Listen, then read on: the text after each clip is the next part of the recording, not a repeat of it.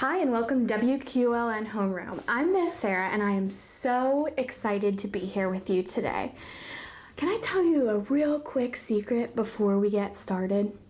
Lean in real close so you can hear me.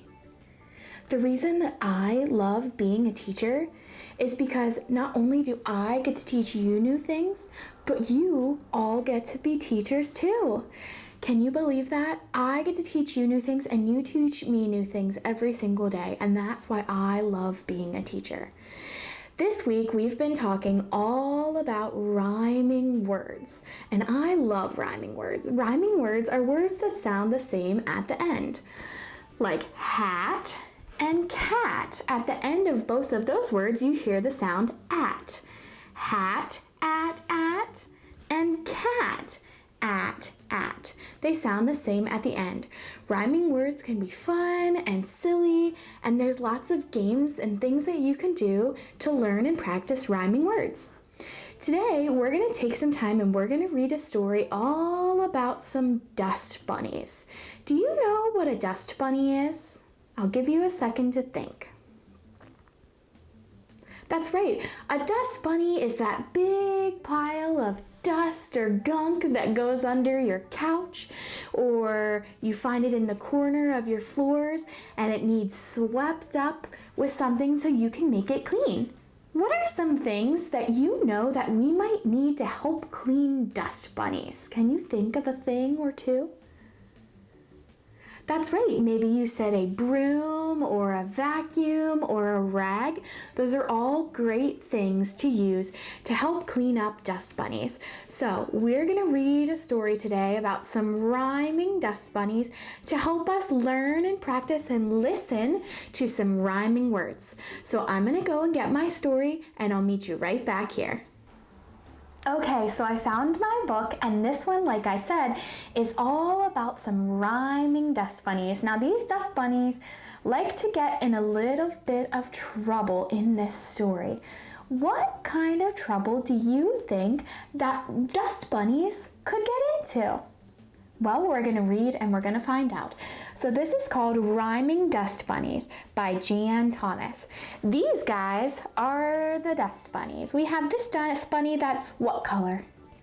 Green, that's right. And this one, which is red.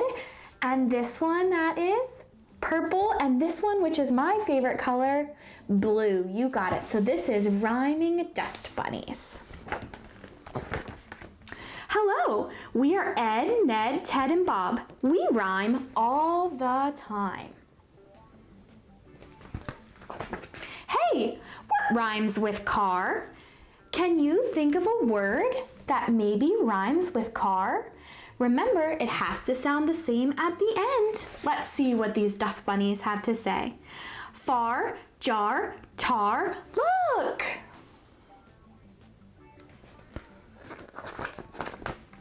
No, Bob. Look does not rhyme with car. Oh, poor Bob. Bob is the blue dust bunny. Look at his face. He looks a little bit sad. What rhymes with bug? Can you think of a word that maybe rhymes with bug? Let's see what our dust bunnies had to say. Hug, rug, mug. Look out! Oh, Bob. No, Bob, look out does not rhyme with bug. Why do you think that Bob keeps telling them to look out?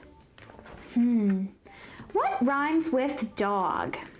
Think about that for a second. Can you think of a word that maybe rhymes with dog? Could be a real word or a silly made-up word. The dust bunnies say, hog, log, fog. Look out! Here comes a big scary monster with a broom! Oh no! Who do you think the monster is that Bob the dust bunny is talking about?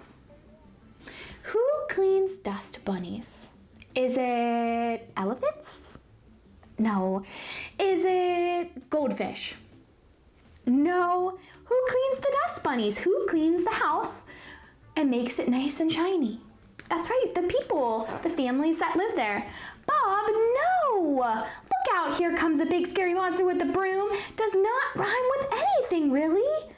Okay then, but run for it! Look at the faces of those dust bunnies. If you had to predict or make a guess, what would you think that they are feeling? Maybe scared or worried or maybe confused? Ah! There's the broom. Good call, Bob. Oh, look where they are hiding. Okay, so where were we? What rhymes with cat? Can you think of a word that maybe rhymes with cat? Spat, pat, rat, vacuum cleaner. Oh no.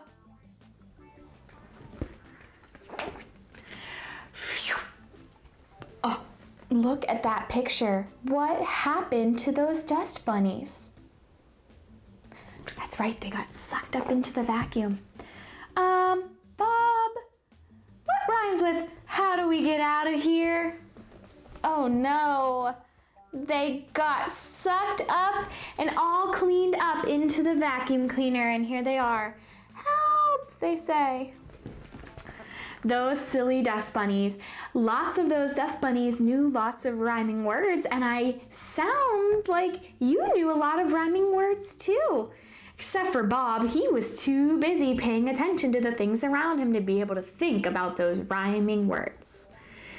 What we're going to do now is we are going to do a little retell activity of our story. So we're going to see if you can think back and remember all of the things that happened in the story and help me put it in order. So here we go. Okay, so now that we have talked about and read our story, it is time to put our story back into order. And before we do that, we're going to talk about the characters in the story. And the characters in the story are who the story was about. Now remember, in our story, we had all those dust bunnies. There were 4 dust bunnies in the story. There was the red dust bunny, the purple dust bunny, the green dust bunny, and the blue dust bunny. So we need to remember who was in our story. So there was Ed, who was the green dust bunny. Let's put him on here. There was Ned, the purple dust bunny. There was Ted, who was the red dust bunny.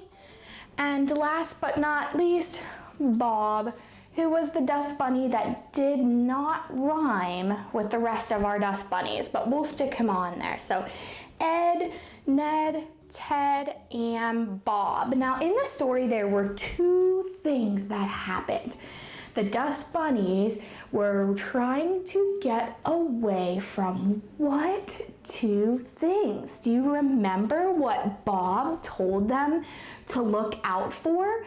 There were 2 things. What was the first thing that Bob told them to look out for? Can you remember? There was a broom, and there also was a vacuum. Good. And which one came first, the broom or the vacuum? That's right, the broom. They tried to get swept up by the broom, and they got away from the broom. Remember, they hid underneath that table, underneath that desk, so they wouldn't get swept up. And then came what? The vacuum. Good, they had the vacuum. And what happened when the vacuum came? That's right, they got sucked up. And at the end of the story, what problem did they have? Can you remember? Yes, they were trying to figure out how to get out of the vacuum.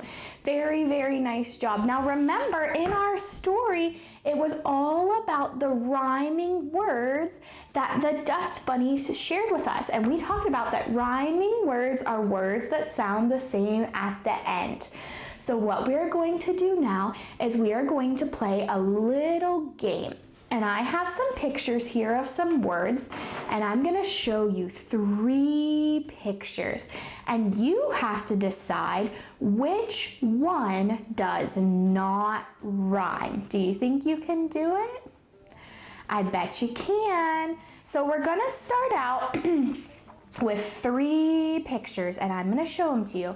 And we're going to see if you can figure out which one is the one that does not rhyme. Are you ready? I'm gonna try to trick you here. The first one is a star. Star. Then we have a scar. And the last one is a mug. So listen to those words again. Ready? Star, scar, mug. Which one doesn't rhyme? You got it, mug, because we have star, and at the end it says R, R, R, and scar, R, R, R. Mug doesn't rhyme. That would have been the word that Bob would have said. Okay, here's the next one. Are you ready? Okay, I'm gonna try to trick you. Okay, we have this, which looks like a pig, but we're gonna say hog, jog, which is another word for run, jog, or hug. Which one of those words does not rhyme? Listen again, ready? Hog, jog, hug. Listen to that ending sound. We have hog, og, og, jog, og, og, hug. Hug does not rhyme. Very nice job. That would have been another Bob word. Okay, let's play one more time. Are you ready? Okay. Here are the last ones. We have bug. Look at that cute little bug. We have jug, and we have dog. Okay, so think about it. Which words do not rhyme? They have to sound the same at the end. When you see the word that doesn't rhyme, I want you to jump up high in the sky. Are you ready? Was it bug? Was it jug? Or was it dog? Yeah, let me see you jump as high as you can for the word dog. Dog doesn't rhyme. Can you do your very best dog bark? Let me hear you.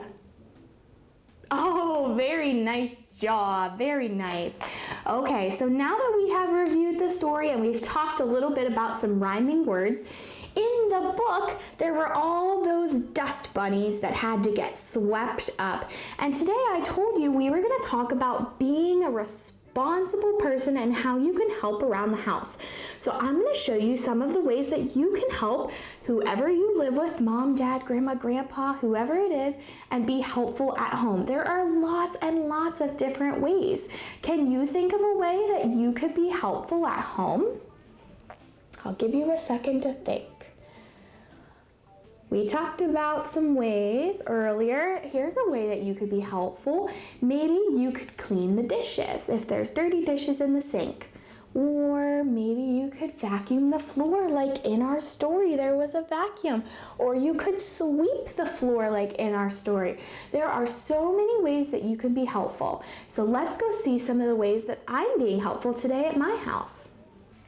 Okay, so we're here to discuss all of the ways, or some of the ways, that you can be helpful at home, and these are some of the ways that I am going to be helpful in my house today. So the first thing that I'm going to do today is I'm going to use my handy dandy duster.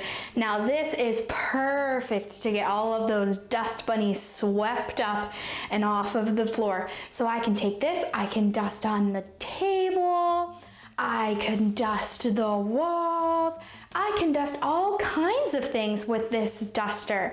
Now another way that I'm going to be helpful today is I am going to mop the floor. So I have my mop here and I'm going to use this to mop my floor. Do you have a mop at home?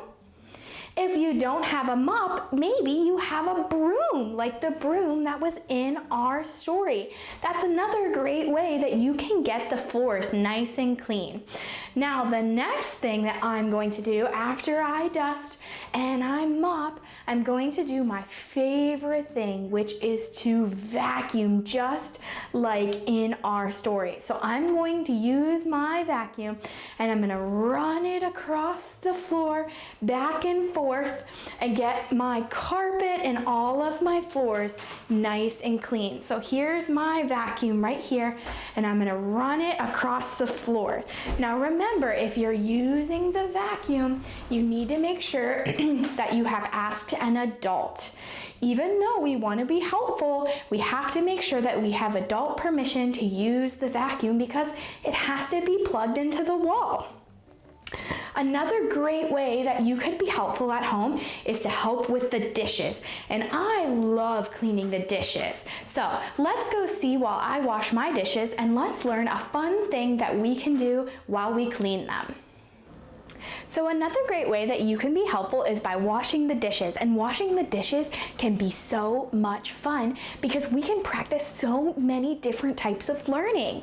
While we wash the dishes, some of my favorite things to do are to practice counting my numbers as high as I can. Last time I got to 25. Or I love counting or singing the ABCs. I can sing the ABCs, and that's the perfect amount of time when you're washing your hands to get them clean, but it's also the perfect amount of time to get your dishes clean. So I have a dirty dish in my sink from my breakfast. So I'm gonna turn on the water, make sure I get some soap on my sponge, and then I'm going to sing the ABCs while I wash my dish. So here we go. Now, if I'm washing the dish, I don't need the water on. We want to save it. So A, B, C, D, E, F, G, H, I, J, K, L, M, N, O, P, Q, R, S, T, U, V, W, X, Y, and Z. Now I know my ABCs. Next time, won't you sing with me? Once I'm done finished, I turn on the water and I wash it off, and my dish is nice and clean. So that is another great way that you can be helpful at home. I'm sure your mom and dad would love it. Now that we are all done being helpful, because I am tired from all that work, it is time for our last activity today, and that is making our dust bunny puppet. So I'm gonna go get my stuff and I'll meet you right back here so we can get that dust bunny puppet made.